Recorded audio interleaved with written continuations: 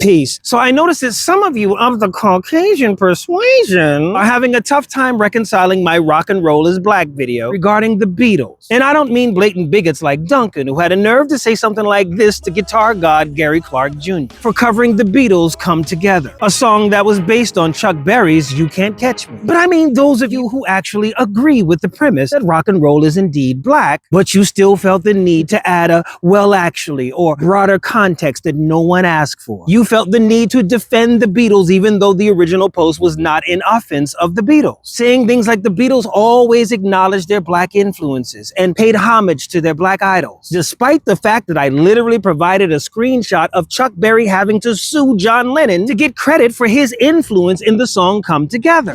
Here come old flat top, he come grooving up slowly, he got... Here come a flat top, he was moving up with me, then come.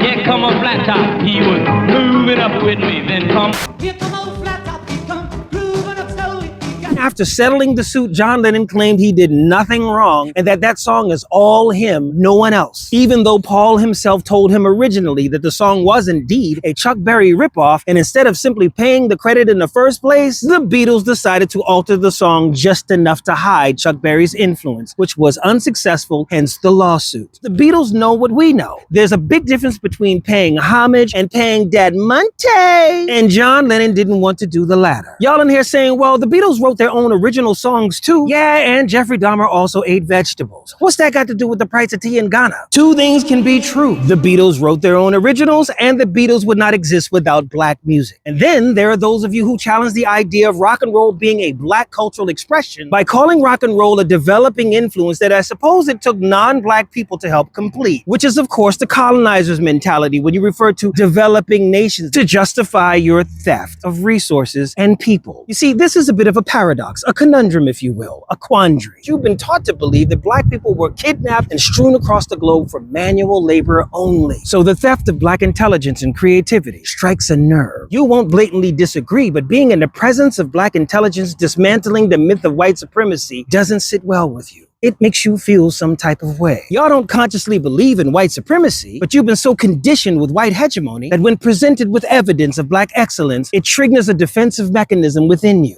Cognitive dissonance. Unlike cognitive dissonance, where your beliefs clash with other people's beliefs and causes an internal conflict, cognitive dissonance is when white people's own beliefs along racial lines, conscious and subconscious, clash with one another. And you may say to yourself, well, cognitive dissonance is just a made-up term that's not even in the dictionary. Well, all words are made up, and that's how they end up in the dictionary. But also remember, there are more words in existence than there are in the dictionary. So yeah, cognitive dissonance. Make a note of it. We out here.